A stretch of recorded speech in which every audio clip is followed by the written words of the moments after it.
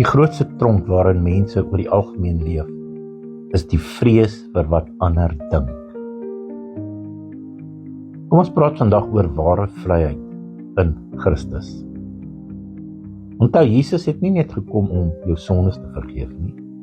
Hy het gekom om die kettinge van vrees te breek en vrees vir mislukkings en die toekoms en ook die vrees vir mense te verbreek.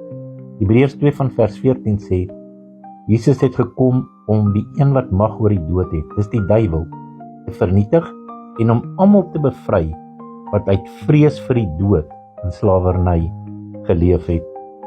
Dalk het God jou al uit Egipte uitgelei, maar Egipte sit nog in jou denke. In ander woorde, jy's dalk vry, maar jy leef nog soos iemand wat 'n gevangene van die duiwel en vrees is.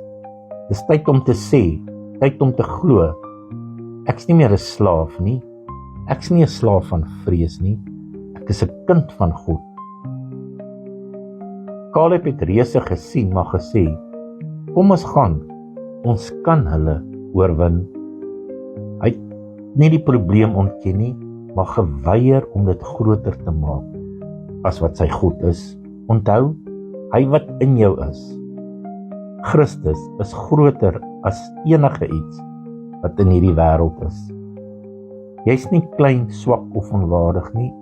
Jy's 'n seun, 'n dogter van die koning van die konings. Glo in Jesus Christus en laat toe dat vrees verdwyn en geloof praat.